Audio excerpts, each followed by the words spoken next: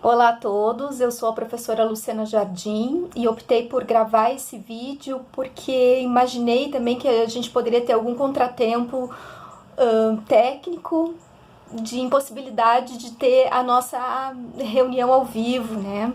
Então eu pensei, não vou deixar esse vídeo gravado para que não se perca esse momento interessante que é o de poder trocar alguma ideia nesse momento tão atípico e tenso que é essa quarentena. Eu agradeço muitíssimo a professora Camila do Canto, que me convidou a falar nesse momento sobre o meu projeto de extensão.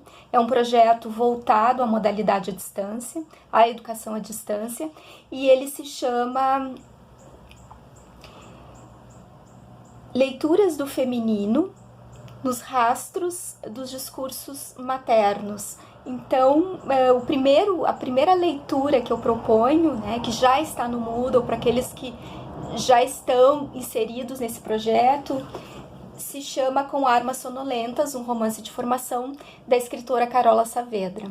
Ali na página vocês vão encontrar o livro escaneado, alguns vídeos de entrevistas e comentários sobre esse romance e também um texto de apoio escrito por mim, que é um texto de interpretação desse livro, né, que se encontra na revista Navegações da PUC e tem o seguinte título: Aspectos da Maternidade no Romance com Armas Sonolentas, de Carola Saavedra. Ele está disponível no site da PUC, da revista Navegações, do ano de 2019, número 1, né, volume 12. Acho importante também falar para vocês um pouco da trajetória desse projeto. Ele tem uma longa trajetória que começa com estudos voltados a duas escritoras pensadoras. Uma delas é Clarice Lispector. Então, no ano de 2013, eu defendi o meu trabalho de dissertação, que se chama Revolução Poética em Água Viva. Basicamente, me dediquei a estudar o livro Água Viva, sobre o qual já vou falar um pouco no próximo vídeo. E depois no doutorado eu me dediquei ainda continuei os estudos claricianos, né, e inseri, aprofundei, já tinha começado também a estudar a obra da Júlia Kristeva, mas pude perceber a complexidade dessa obra nos meus estudos de doutorado, defendendo a tese que se chama Clarice Lispector e Júlia Kristeva, dois discursos sobre o corpo. Então, esse projeto ele faz parte dessa trajetória de pesquisa. E ele acompanha também um projeto que eu venho desenvolvendo, que é um projeto de pesquisa que eu desenvolvi e comecei a desenvolver na Unipampa o ano passado, que se chama Fragmentos de Discursos sobre Maternidade em escritoras brasileiras contemporâneas, né? Então, o foco da contemporaneidade é o que eu escolhi para trabalhar essa questão que para mim é muito cara. No caso do meu projeto de extensão, as escritoras que serão trabalhadas pelos alunos são a Carola Saavedra, no romance Com Armas Sonolentas, Conceição Evaristo, com o livro de contos Olhos d'Água, depois a Juliana Leite, que é uma escritora muito jovem, né, que lançou seu primeiro romance há pouco, é realmente nossa contemporânea. Ela escreveu Entre as Mãos e também escolhi o livro da Adriana Lisboa Anoy. Acho que nesse primeiro ano nós teríamos o livro Com Armas Sonolentas da Saavedra e o livro de contos Olhos d'Água da Conceição Evaristo. No entanto, como estamos atravessando esse período muito delicado, sobretudo nesse contexto brasileiro, eu acredito que o cronograma todo vai atrasar. Ele vai sofrer ajustes, né? Porque é uma situação realmente limite, eu não vou pressionar os alunos a entregar as atividades ou promover deslocamentos desnecessários, né? Porque a gente sabe que um projeto sempre necessita da compra de outros livros para compreensão. Então, fica a critério de cada um, né, começar as leituras ou adiar as leituras para quando realmente entrar um calendário a gente consiga seguir esse projeto adiante. Acho importante situar para vocês também, e eu vou deixar para situar no próximo vídeo, um livro que para mim faz parte da minha trajetória de leitora e que motiva a escolha por esse tema no próximo vídeo. O livro que eu me refiro se chama Água Viva e é ele que vai balizando essas escolhas, e porque apresenta aqui uma série de temas que podem ser pesquisados, e um deles é a maternidade. E eu vou ler para vocês algumas passagens que para mim foram muito tocantes, pungentes. Vou compartilhar com vocês algumas delas, né? Por exemplo, na página 29, essa personagem que é descarnada, não chega a ter um corpo, na leitura, por exemplo, do crítico, que eu recomendo também para vocês, que é o Benedito Nunes, num livro chamado O Drama da Linguagem, é chamada de força protagonal. Vamos ver, eu vou ler para vocês a voz, a força dessa personagem, essa força protagonal. Vamos ver o que ela diz. Ela diz o seguinte: disseram-me que a gata, depois de parir, come a própria placenta e durante 4 dias não come mais nada. Só depois é que toma leite. Deixa-me falar puramente em amamentar. Fala-se na subida do leite. Como? E não adiantaria explicar, porque a explicação exige uma outra explicação, que exigiria uma outra explicação e que se abriria de novo para o mistério. Mas sei de coisas, ite, sobre amamentar criança. Vejam bem que aqui ela insere essa ideia do it, que é muito estudada por críticos. O que seria o it para Clarice? E a gente percebe que ele pode ter uma ligação muito forte com esse feminino e com esse feminino que gera. Há também outras passagens, por exemplo, na página 43, em que ela diz o seguinte: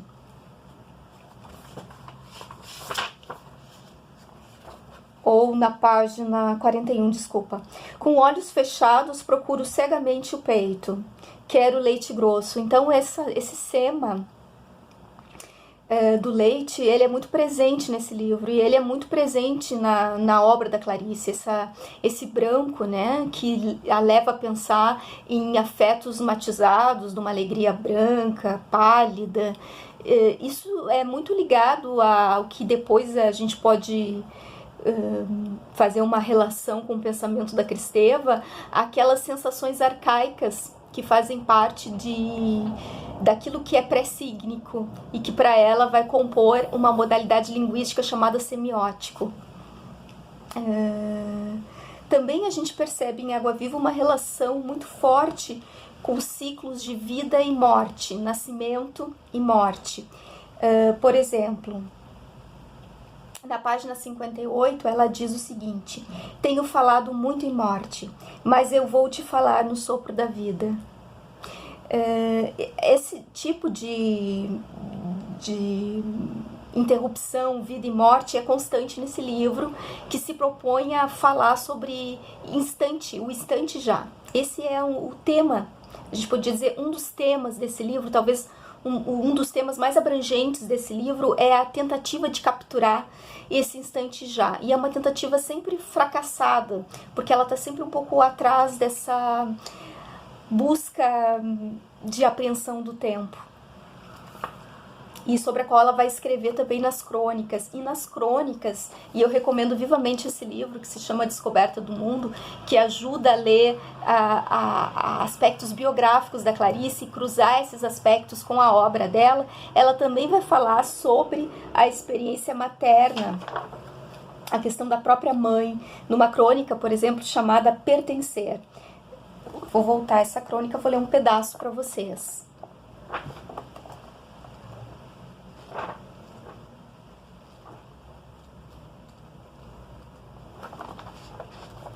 Pertencer. Ela fala sobre esse sentimento de pertencimento, que ela gostaria de pertencer a alguma coisa e ela não tem, isso escapa a ela, esse sentimento. E ela diz o seguinte no fecho da crônica, ali nos dois últimos parágrafos: Fui preparada para ser dada à luz de um modo tão bonito. Minha mãe já estava doente, por superstição bastante espalhada, acreditava-se que ter um filho curava uma mulher de uma doença. Então fui deliberadamente criada, com amor e esperança. Só que não curei minha mãe. E sinto até hoje essa carga de culpa. Fizeram-me para uma missão determinada e eu falhei. Como se contassem comigo nas trincheiras de uma guerra e eu tivesse desertado. Sei que meus pais me perdoaram eu ter nascido em vão e tê-los traído na grande esperança. Mas eu não me perdoo. Quereria que simplesmente se tivesse feito um milagre. Eu nascer e curar minha mãe. Então sim, eu teria pertencido a meu pai e a minha mãe. Eu nem podia confiar a alguém a essa espécie de solidão de não pertencer. Porque como desertor, eu tinha o segredo da fuga que por vergonha não podia ser conhecido. E no fecho ela diz assim: a vida me fez de vez em quando pertencer, como se fosse para me dar a medida do que eu perco não pertencendo. E então eu soube, pertencer é viver. É interessante também voltar à Água Viva e ver que ela constrói coisas muito fortes, assim, construções do tipo: eu me alimento de minha própria placenta. Né? São para os leitores claricianos que vão buscar elementos nos outros romances, há alguns gatilhos, né, que são fecundos para pesquisas nessa área, sobretudo do feminino. Então eu vejo em Clarice uma possibilidade de reler, voltar a ler, no caso, os romances contemporâneos. Ela é uma grande inspiração para escritoras da contemporaneidade e muitas vão falar sobre ela, e a gente vai encontrar muitos aspectos dessa maternidade, das tensões que envolvem a maternidade com Armas Sonolentas, por exemplo. No próximo áudio eu vou falar sobre a segunda autora que me motivou a essa pesquisa, que é a Júlia Kristeva. Uma segunda autora que tem me ajudado a pensar sobre o tema da maternidade é a pensadora Júlia Kristeva. Eu até desconfio que a sua filosofia pode ser chamada de uma filosofia da maternidade, embora ela percorra diversas temáticas e não possa se reduzir a um ou outro campo de estudo. Ela também é linguista, psicanalista, romancista, escreveu alguns romances policiais, circula na crítica de arte. Então, eu resolvi, né, me dedicar ao trabalho à inspeção de alguns temas da Kristeva, e um deles é a maternidade. E fiz um artigo, escrevi o ano passado para a revista Terceira Margem, da Universidade Federal do Rio de Janeiro, que se chama A Experiência da Literatura desde a Paixão Materna, que é um artigo em que eu percorro alguns livros da Kristeva e como ela vai nos levando a esse tema através das suas pesquisas. E eu mais ou menos sustento nesse artigo a possibilidade de aproximar a ideia da literatura, que é muito ampla, carregada de, que a gente poderia dizer, de uma aura de indeterminação. Não existe nada totalizante no conceito ou na definição da literatura, e aproximo essa flexibilidade com a experiência da maternidade, que também é uma área muito aberta a pesquisas e que geralmente é acolhida pelos psicanalistas. E a Kristeva também tem os seus estudos em psicanálise, o que me obrigou a me deslocar para esse campo de estudos também. Então eu começo a pensar o que significa nesse artigo, né, pensar a literatura a partir dessa experiência da maternidade, reconhecendo a abrangência dessas duas áreas, né. O meu primeiro contato com esse tema, assim, de forma mais a me estimular uma pesquisa, aconteceu num livro chamado Histórias de Amor, que é uma reunião de ensaios. E num desses ensaios, ela vai nos convidar a pensar sobre a possibilidade de discurso sobre a maternidade, já que o nosso último discurso na sociedade ocidental é o discurso da Virgem Maria, o que circunda essa personagem. que serve de inspiração para os nossos escritores e pintores. E ela vai buscar isso nas artes plásticas, e ela observa isso também em alguns romances basilares da nossa civilização ocidental. É muito interessante esse livro, eu recomendo a leitura e ele está traduzido.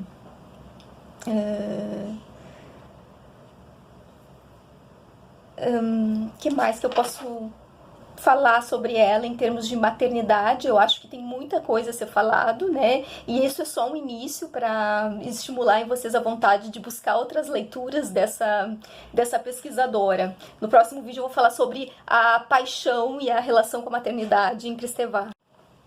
O tema das paixões, na minha leitura, aparece desde o início das pesquisas da Kristeva, lá na década de 70, quando ela publica A Revolução da Linguagem Poética, ainda sem tradução para a nossa língua, em que ela vai propor ali duas modalidades linguísticas. Uma delas é o semiótico e a outra é o simbólico. O semiótico seria aquela formada por uma camada de infrassignificados, e ali nós poderíamos localizar os ritmos que vão modelar depois, futuramente, a linguagem propriamente dita. E ali também aconteceria toda a gama de afetos.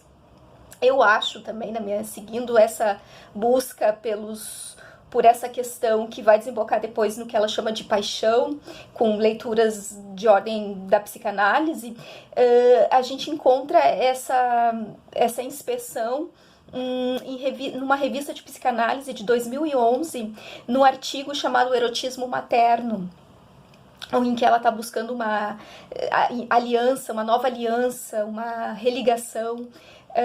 E ali ela vai se comparar, por exemplo, o trabalho que ela está propondo, ele toca num tabu, assim como Freud tocou num tabu ao dar a sexualidade às crianças, né? Numa sociedade muito conservadora. Ela procura tirar, por exemplo, no caso das mulheres, essa capa monótona e dessexualizada, essa leitura dessexualizada, que acontece em relação àquelas que gestam, né? Da mesma forma que Freud fez com as crianças, o que é bastante ousado, eu diria, e ela reconhece isso. E esse tipo de pensamento retorna em 2005, quando ela publica um ensaio chamado A Paixão Segundo a Maternidade, que faz parte desse volume ainda não traduzido, que se chama O Ódio e o Perdão. Aqui, esse tipo de pensamento retorna com força. E claro que essas ideias também foram apresentadas, esse em especial, né, no ano de 2000, para a Sociedade Psicanalítica. Sociedade de Psicanálise de Paris, e depois retorna nesse livro. Ela vai defender ali uma ideia de paixão como algo diferente de meras emoções, e a paixão como tendo uma capacidade de reflexão, refletir sobre a existência do outro e também sobre as diferenças do outro, o que é muito compatível com a expectativa que, em geral, se tem em relação à acolhida esperada, né, de uma mãe, né, que está sempre disposta e aberta àquele outro que é totalmente diferente e que é um desconhecido e que vem para marcar a sua história no mundo. Ao lado do tema das paixões, que ela resume sobre, basicamente, as paixões de amor e ódio que compõem esse discurso amoroso, eu gostaria de introduzir também uma importante contribuição nas pesquisas da Kristeva, que diz respeito ao pensamento da filósofa Hannah Arendt, que faz parte é a primeira a ser escolhida para fazer parte da trilogia do que ela chama de gênio feminino, onde nós encontramos a psicanalista Melanie Klein e a escritora Colette. A Melanie Klein é muito importante e ela vai retomar todas são importantes, mas eu vou retomar aqui apenas a Hannah Arendt e apenas um aspecto que diz respeito ao tema da maternidade, em que a Kristeva vai retomar a condição humana e as 3 atividades elencadas pela Arendt. Vocês podem ler esse livro, que ele está traduzido, né? A Condição Humana tem tradução para o português, e ela vai retomar as 3 ali, que é o labor, que está mais relacionado ao corpo e à biologia, o trabalho que está situado no âmbito lá daquilo que é da técnica, do artificial, e a mais importante para ela seria a dimensão da ação, porque a ação é aquela que está mais intimamente relacionada com a condição humana da natalidade, recuperando lá o pensamento da Hannah Arendt, e aponta para aquilo que ela vai chamar de novo começo, um novo começo que é inerente a cada nascimento. E ele pode se fazer sentir no mundo porque o recém-chegado possui essa capacidade que é de fazer algo novo, isto é, de agir. E é nesse espírito que eu construí, né, busquei articular essas ideias para criar esse projeto, para desenterrar esses arquivos que para mim ainda continuam soterrados, arquivos da maternidade, que dizem respeito às mães da nossa literatura brasileira. Desde o seu início, eu sei que a gente pode localizar um início em literatura sempre, né, cada um vai buscar algum tipo de início, mas mesmo que não tenha essa linearidade, a gente pode buscar sim uma história não linear dessas mães percorrendo os diferentes momentos da nossa literatura brasileira. É esse o convite que fica. E eu resolvi começar pelas contemporâneas. Muito obrigada pela atenção.